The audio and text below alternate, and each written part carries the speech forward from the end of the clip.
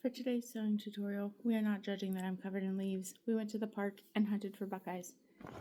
And I should have made a tutorial for the buckeyes, but it was my first time, so I didn't feel like I was qualified. However, we have emergency surgery on a backpack to perform. So I got embroidery floss because it's going to be nice and thick and strong.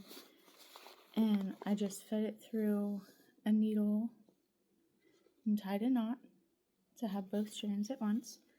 Going to the inside of the backpack, I'm already going to just go through the existing holes. See if you can see where I've put that.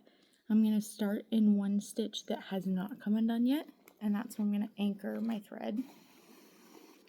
And to anchor the thread, when doing it like this, I just have to feed my needle through a loop before the knot. And then when I pull tight, that's all done. It's not going anywhere. I start on the inside so I don't have to worry about this unseemly little bump. And then we're just going to follow the layers. So it goes through this back layer, finding the existing hole. And then something about them leaves set off my allergies. Through both of these sides of the blue, through the existing hole. And then the next layer is this front. And once again, I want to keep it with that same existing hole. Now, if your fabric is blown out, your holes are shot, don't worry about keeping it in the same hole. Worry about keeping your stitches spaced well enough apart.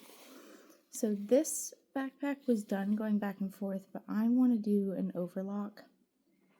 And so before pulling all the way tight, I'm going to go under both strands of that thread that is getting pulled. Now when I pull it tight, I've got a piece that comes over top of all these edges, locking them together, overlocking stitch. Next hole over, back fabric, and then I need to see what I'm doing. And this strap, both pieces. And then we also have this strap here that came off, so I'm going to start integrating that. It is in front of the strap on this side, and it goes flush to the edge. So I'm actually one stitch too soon, so never mind. Pull myself some slack, go through the back, or the front panel of the backpack. And then overlocking stitch again. This is my loop that's going to get pulled tight, and I'm just going to pull my needle through there before tightening it to get that nice sturdy thread over across of all my stitching. Next spot in the back, through both layers of strap, and then this red strap too. I'm making sure that it's laid down, twisted the way it needs to be twisted. For our purposes, it doesn't really matter because it's all tied in a knot with the old bus pass lanyard, but you know, if you're wanting your stuff to look particularly really nice, lay it out, lay it flat, see how it's going to be curved, and make sure you've got it facing the way you want. And then back through, and again with the overlapping stitch. I'm just going to finish that all the way across the opening that we've got here. Thankfully, this opening is in pretty good shape, and now that I've got a couple of stitches establishing the layout of my lasagna here, I can actually do it without having to flip it back open for a couple of stitches, which is kind of nice and convenient. Really speeds things up for me, that I can hold it here.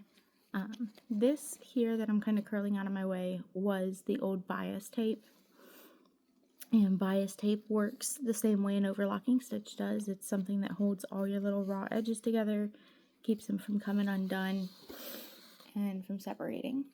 I am just wrapping the bias tape in my overlock stitches because I cannot be bothered to try and line these all up and sew that on nice and pretty. It's invisible anyway.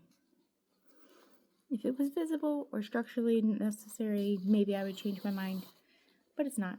So you do you. If the bias tape matters to you, don't do an overlocking stitch, do a running stitch, and then go in and put the bias tape down and do another running stitch so that you know you like how everything is laid out. Unless you're very, very fancy and you can run a running stitch through the bias tape, through all the layers, through the bias tape, through the bias tape, through all the layers, through the bias tape, keeping it even. I have no faith in my ability to keep things even doing it all at once, and would do it in 2 separate steps if I was caring to reattach the bias tape. So I have made it past my strap, which I could feel because the layers got very, very thin, but there's still a little bit of a hole here. So I'm just going to keep going with that overlocking stitch. Back layer, front layer. Ooh, that's not the way it works. There we go. And then now that I'm down here where I'm happy, I'm going to go through and treat this more like a crochet. I have it on the charger in my backpack at the cord. So I've got, if I was going to do my overlocking, I would take the needle all the way through. Instead, I'm going to take some of the fabric through. Some of the thread. And then I'm going to do it again. And that creates a knot, but it has a loop. It could be pulled this way and undone. So now I take my needle all the way through and I pinch near the knot to make sure that everything stays nice and tight down there. But now, because I chose an embroidery floss that matches the backpack, the stitches aren't terribly visible and it's nice and strong. I went with the embroidery floss instead of thread because this backpack needs to survive 3/4 of the year still. So we're not trusting it to just thread.